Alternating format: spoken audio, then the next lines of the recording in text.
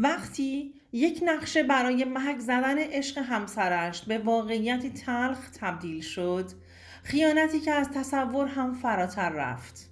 سلام دوستان، به کانال سایه های خیانت خوش اومدید. اینجا جاییه که داستانهای واقعی و الهام بخش خیانت رو با هم بررسی میکنیم. اگر از محتوامون خوشتون اومد، لطفاً دکمه سابسکرایب رو بزنید تا هیچ کدوم از ویدیوها رو از دست ندید. همچنین خیلی دوست دارم بدونم شما از کدوم کشور و شهر هستید. لطفاً تو کامنت ها برام بنویسید. بریم با هم این داستان زیبا رو مرور کنیم و از تجربیاتش پند بگیریم. شانیا هستم، تک فرزند خانواده. پدر ثروتمندی داشتم. مادرم زن تحصیل کرده ای بود، اما پدرم موافق کار کردن مادرم نبود و میگفت مدیریت خونه بزرگ خودش یه شغله. مادرم هم چون همه چیز براش فراهم بود و تو رفاه کامل بود، حرفی نمیزد. ما توی ویلا زندگی می کردیم. 4 تا خدمتکار داشتیم که کارهای ویلا بینشون تقسیم شده بود. خواستگارهای زیادی داشتم. هیچ علاقه‌ای هم به ازدواج نداشتم. من با خدمه های خونه خیلی جور بودم و اونا هم خیلی دوستم داشتند. پدرم تاجر بود و دوستای خارجی زیادی داشت. یه روز پدرم به مادرم اطلاع داد که امشب مهمان خیلی عزیزی دارم و برای شام تدارک ببینید. مادرم بدون اینکه بپرسه مهمان چه کسی هستش، به پدرم جواب داد که نگران چیزی نباش. همه چیز به بهترین شکل ممکن برای پذیرایی آماده میشه. من اون شب اصلا حوصله مهمونی رو نداشتم، ولی مادرم ازم خواست که حتما تو جمع حضور پیدا کنم که پدرم ناراحت نشه. خلاصه مادرم دستورات لازم رو به خدمتکارا داد و خودشم رفت که به کاراش برسه. منم چون میدونستم که پدرم هر کسی رو به ویلامون دعوت نمیکنه، مونده بودم که برای شب کدوم یک از لباس هام رو بپوشم. همه لباس هام زیبا بودند و همیشه تو انتخابشون دودل بودم.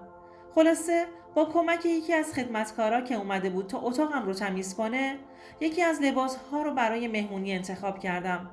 شب شد و پدرم زودتر از سر کارش برگشت. انگار اون شب پدرم ذوق خاصی داشت. به مادرم گفت یکی از بزرگترین تاجرها امشب به همراه خانوادش میاد. هم برای یه معامله خیلی بزرگ، همین که شانیا رو ببینند. مادرم هم لبخند زد و بهش گفت کاش به شانیا میگفتی که آمادگیش رو داشته باشه. اما پدرم میگفت لزومی نداره. بی خیال تر باشه بهتره، راحت‌تر میتونه ارتباط بگیره. خلاصه شب شد و منم بیخبر از همه جا وقتی مهمونا اومدند برای خوشامدگویی از اتاقم بیرون اومدم. آرایش ملایمی هم داشتم چون پدرم با آرایش زیاد مخالف بود و خودم هم خوشم نمی اومد. بعد از خوشامدگویی همگی وارد سالن پذیرایی شدیم. دوست پدرم همراه پسرش و خانومش و دخترش به خونمون اومده بودند. اصلا خبر نداشتم برای دیدنم اومدند.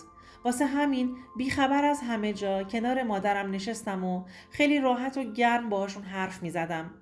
اسم پسرشون نیما بود. نیما هر از گاهی زیر چشمی به هم نگاه می کرد، اما زیاد فکرم رو درگیر نمی کردم. پیش خودم می گفتم حتما وقتی حرفی میشه و منم در حال حرف زدنم واسه اینه که نگام میکنه. مادرش هم رو کرد به پدرش و با سر یه چیزی رو تایید کرد. بعد از صرف شام که هر کس از خودش و کاراش میگفت، گوشی من زنگ خورد. از جمع عذرخواهی کردم و سالن رو ترک کردم. بعد از اینکه صحبتم تمام شد و وارد سالن شدم، همه خوشحال بودند. پدرم و پدر نیما با هم رفتن تو اتاق کار پدرم که قراردادشون رو تنظیم کنند. پدر نیما تاجر سنگ‌های قیمتی بود. وضع مالیشون چندین برابر ما بود. بعد از چند ساعت که مهمونی تموم شد و به خونهشون برگشتند، آخر شب مادرم به اتاقم اومد و بهم گفت که ازم خیلی خوششون اومده. تو شوک مونده بودم. گفتم یعنی چی؟ مامانم جواب داد پسر به این خوبی، هم خوشگله، هم با شخصیته، هم ثروتشون بالاتر از ماست. از تو هم که خوششون اومده. کجا میتونی خواستگاری مثل این پیدا کنی؟ فکرت رو به کار بنداز. من و پدرت که راضی هستیم. تو هم سریع رضایتت رو اعلام کن که باید بهشون خبر بدم. نیما پسر جذابی بود، نمیشد روش ایرادی گرفت. بعد از چند روز با خودم کلنجار رفتن، با فشار پدر و مادرم قبول کردم که باهاش ازدواج کنم. از شنیدن جواب مثبتم خانوادم خیلی خوشحال شدند و مادرم وقتی به مادرش این خبر رو داد سریع تدارک مراسم بله برون رو چیدند. اونقدر سریع همه چیز اتفاق افتاد که تا به خودم اومدم دیدم سر سفره عقد نشستم. حس خوبی به نیما داشتم، اما نیما مغرور بود و هر حرفی رو فقط یک بار میگفت و دوبار تکرارش نمیکرد. و چون پدرش در تمام قراردادهای داخلی و خارجی نیما رو با خودش همراه کرده بود، بیزنسمن خیلی قوی بود. کم کم جذب اخلاقش شدم. شیک پوش بودن رو میپسندید و چون من هم به همون شکل بزرگ شده بودم کاملا با هم جور در می اومدیم. بعد از عقدمون زیاد طولی نکشید که مراسم عروسیمون رو هم گرفتیم. مراسم رو توی حیاط ویلای نیمایینا گرفتیم. فضای خیلی زیبایی بود و گلارایی حیاتشون طراح مخصوص خودش رو داشت. به مراسم عروسیمون فقط بزرگان فامیل و تاجرای بزرگ دعوت بودند. جشن بزرگ و زیبایی بود و آدمهای معمولی رو پدرامون به جشن دعوت نکرده بودند. خلاصه اینکه من حس خوبی داشتم. نیما رو دوست داشتم و میدونستم که اونم همین حس رو متقابلا به من داره. پدر نیما براش ویلای بزرگی خریداری کرده بود که چند تا خدمتکار بهش رسیدگی میکردند. بعد از مراسم عروسی اونجا رو برای ورود من آماده کرده بودند. تا اون لحظه نیما منو به خونش نبرده بود و اونجا رو نشونم نداده بود. فقط میگفت حتما خوشت میاد و اگرم دوست نداشتی میتونی دکوراسیونش رو عوض کنی. بعد از اتمام مراسم به محض ورود به ویلا عاشقش شدم. از خونه پدر خودم و پدر نیما شیکتر و قشنگتر بود. خدمه برای استقبالم اومدند. همشون عالی بودن، طرز لباس پوشیدنشون و حرف زدنشون. خلاصه زندگی مشترک من و نیما از همون لحظه شروع شد. شب خیلی عالی رو کنار هم گذروندیم. بیشتر از همیشه جذب شده بودم. فکرش رو نمی کردم که نیما به اون سختی اونقدر گرم باشه. از انتخابم خوشحال بودم. صبح زود وقتی صبحانه رو خدمتکارا آماده کرده بودند و میز رو چیدند همراه نیما برای صرف صبحانه رفتیم که گوشیش زنگ خورد. نیما سریع صبحانش رو خورد و به دفترشون رفت و منم بعد از اتمام صبحانه به همراه یکی از خدمه به گشتن توی ویلا ادامه دادم تا با همه جای ویلا آشنا بشم. ویلای خیلی بزرگی بود و تمام امکانات رو نیما برای خودش فراهم کرده بود. فکرش رو نمی کردم نیما انقدر قانونمند باشه. یه اتاق مختص من درست کرده بود و یه سری لباسهای روز و برند رو با رنگهای مختلف داخلش قرار داده بود. دقیقاً با سایز خودم. از سلیقش خوشم اومد. سلیقش از منم بهتر بود. یه جورایی داشت به هم سیگنال میرسوند که این مدل سبک از لباس رو میپسنده. منم همش رو دوست داشتم. سعی کردم بعد از دوش گرفتن شیکترین و زیباترینش رو انتخاب کنم و بپوشم. وقتی که ظهر شد و رانندش نیما رو رسون به ویلا به استقبالش رفتم که با دیدنم با یه لبخند جذاب بهم گفت چقدر زیباتر شدی. کنارش خیلی آرامش داشتم. بهم گفت اگر دوست داری میتونی هر وقت که خواستی مهمونی بگیری و خانوادت رو دعوت کنی. از این حرفش خوشم اومد. روزها همینطور پشت سر هم میگذشتند و منم هر وقت که دلم میخواست مهمونی را مینداختم و همه رو دعوت میکردم. به هر مناسبتی دور هم میگرفتم. چند سال به همین شکل گذشت تا اینکه یه روز تصمیم گرفتم با راننده‌ای که نیما برام گذاشته بود سمت دفترش برم و یهویی سورپرایزش کنم. تا اون روز این کارو نکرده بودم. وقتی رسیدم دفتر منشیش رو که خیلی جوانتر و جذاب بود و دیدم. اولش که منو نشناخت و بهم گفت که باید وقت قبلی بگیرم. بدون اعتنا به منشی وارد اتاق نیما شدم. یه خانم دیگه کنارش بود و داشتن صحبت می‌کردند که با ورود من اون خانم از اتاقش بیرون رفت. وقتی نیما از سر جاش بلند شد و بهم خوش آمد گفت غرور خاصی داشتم، اما از نگاه‌های اون خانم که از بغلم رد شد حس خوبی نگرفتم. تا اینکه کم کم بیشتر تو نخ نیما رفتم و دلم میخواست از رفت و آمدش تو شرکت سر در بیارم. این شد که به منشی گفتم که اگر از رفت و آمدهای آقا نیما منو در جریان قرار بدی حقوقت رو 2 برابر میکنم. اونم قبول کرد و تمام برنامه روزانه نیما رو بهم میگفت. اونقدر با پول سیرابش کردم که بهم گفت آقا نیما با زنهای زیبایی که به دفترمون میان زود ارتباط میگیره و برای سرگرمی یه چند ساعتی رو باهاشون وقت میگذرونه. با شنیدن این حرف قلبم درد گرفت. دستام شروع کرد به لرزیدن. این بود که تصمیم گرفتم دختر زیبایی رو پیدا کنم تا بتونم خیانتش رو به خودم ثابت کنم. تحمل هر چیزی رو داشتم الا خیانت نسبت به خودم. 1 ماه گشتم و دختر زیبایی رو که وضعیت مالی صفری داشت رو پیدا کردم و استخدامش کردم و بهش گفتم که باید حواست به آقا باشه. هر کاری ازت خواست انجام بدی. پول خوبی بهت میدم، ولی اول سر و وضعش رو مرتب کردم و قشنگ بهش رسیدم. میخواستم ببینم عکس العمل نیما نسبت به این دختر چیه. وقتی نیما برگشت خونه بهش گفتم که خدمتکار جدید استخدام کردم. نیما جواب داد اگر نیاز دیدی که اضافه بشن من مشکلی ندارم. اسم اون دختر ترانه بود. ترانه صورت زیبایی داشت و رنگ چشماش روشن بود. خوشندام هم بود. به نیما گفتم صداش کنم که باهات آشنا بشه. نیما داشت تو اتاق کراواتش رو جلوی آینه تنظیم میکرد. با سرش تایید کرد. صداش کردم ترانه جان بیا تا اتاقمون، که ترانه هم خیلی سریع خودش رو به ما رسوند. نیما پشت کرده به ترانه وایستاده بود. ترانه سلام کرد. نیما در همون حالی که گره کراواتش تو دستش بود رو کرد به ترانه و جواب سلامش رو داد. یه چند لحظه به ترانه خیره موند. بعد که متوجه شد منم هستم به خودش اومد و خوش آمدی گفت و بعدم وقتی لباسش رو سر و سامون داد ازمون خدافزی کرد و رفت. اون روز نیما زودتر به خونه برگشت و منم هر کاری که مربوط می شد که برای نیما انجام بشه ترانه رو صدا می زدم. اون دختر هم خودش رو می رسوند و به بهترین نحو انجامش می داد. دیگه از نگاه های نیما متوجه شدم که دقیق به ترانه نگاه میکنه.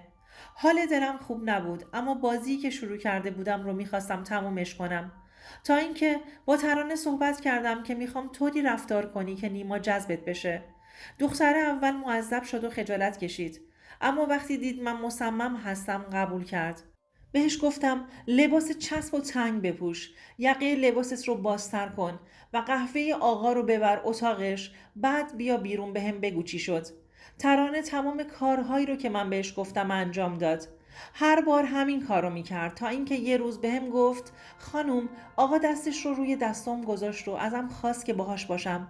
با شنیدن این حرف داغونتر شدم. چطور ممکن بود؟ نیما جلوی من یه شخصیت داشت و پشت سرم یه شخصیت دیگه. من تحمل اینجور مردها رو نداشتم، ولی میخواستم بهش بفهمونم که میدونم پشت سرم داری بهم خیانت میکنی. به ترانه گفتم این پول رو بهت میدم تا مرحله بعدیش رو هم انجام بدی. ترانه ترسیده بود و میگفت که خانواده با آبرویی هستند. درست فقیر هستند، اما خانواده‌اش این مسئله رو قبول نمی کنند. جواب دادم نگران نباش، حلش میکنم. ترانه با اون مبلغ زیادی که بهش دادم قبول کرد که وارد مرحله دوم بازی بشیم. اون روز به نیما گفتم که دلم میخواد برم منزل پدرم و تا شب هم همونجا بمونم. بهش گفتم به خدمتکارا هم مرخصی دادم، اما ترانه خونه هستش که اگر برگشتی کارهاتو انجام بده و غذات رو آماده کنه. نیما یه مکسی کرد و گفت مرسی که به فکرمی و گوشی رو قطع کرد. خدمتکارا رو فرستادم که برند.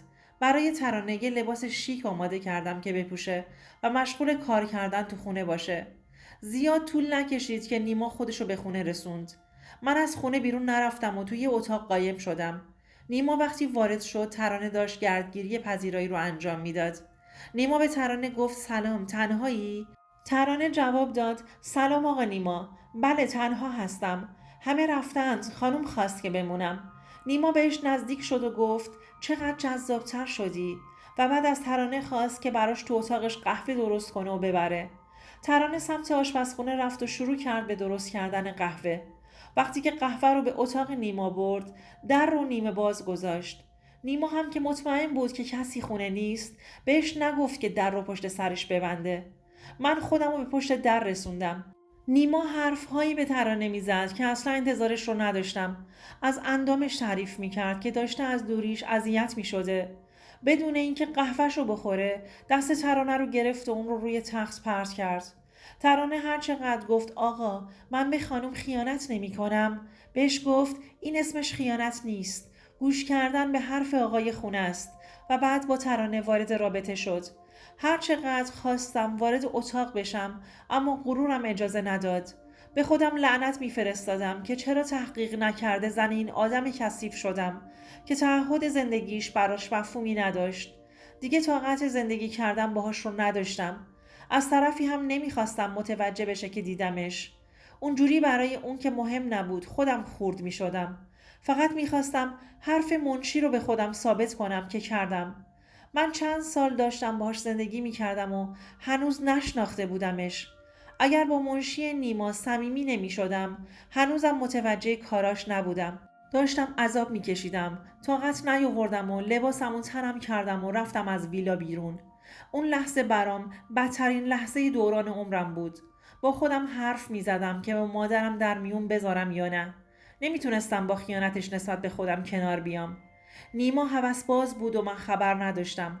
نیما از گاو صندوق اتاقش یه گردنبند زیبا با سنگ قیمتی به ترانه هدیه داده بود. ترانه از اون روز حال و هواش عوض شد و هر روز به نیما نزدیک و نزدیکتر می شد. دیگه صبرم تموم شد و به نیما گفتم که دیگه نمیتونم با این شرایط کنار بیام. نیما با کمال آرامش و خونسردی به هم جواب داد: هر جور صلاح میدونی همونطور عمل کن. من از ترانه خوشم اومد و میخوام اونم کنارم زندگی کنه. اگر میتونی با این شرایط کنار بیای میتونی بمونی. شرایط کاری پدرم با پدر نیما روی گلوم پا گذاشته بود و نمیخواستم با جدایی ما پدرم متحمل ضرر بزرگی بشه. ولی تمام جریان رو با پدر و مادرم در میون گذاشتم. پدرم گفت که زندگی شخصی ما تأثیری توی کارشون نداره. خودم زن ثروتمندی بودم و نیازی نبود به خاطر ثروت نیما کنارش بمونم. این بود که از هم تفاهمی جدا شدیم و نیما هم تمام حق و حقوقم رو داد. بعدها شنیدم که نیما به ترانه هم خیانت کرده و ترانه هم ازش جدا شده. خیلی خوشحالم که از اون زندگی بیرون اومدم و با یه آدم مریض به زندگیم ادامه ندادم. واسه خودم یه ویلای جدا خریدم و دارم زندگیمو میکنم. هنوزم خواستگار زیاد دارم ولی دیگه به کسی اعتماد ندارم. دوستان عزیزم، امیدوارم از این داستان لذت برده باشید. اگر نظرات یا تجربیات خودتون رو دارید، حتما در بخش کامنت ها با ما به اشتراک بگذارید. یادتون نره که کانال ما رو سابسکرایب کنید تا به محتوای بیشتری دسترسی داشته باشید. تا ویدئوی بعدی مراقب خودتون باشید.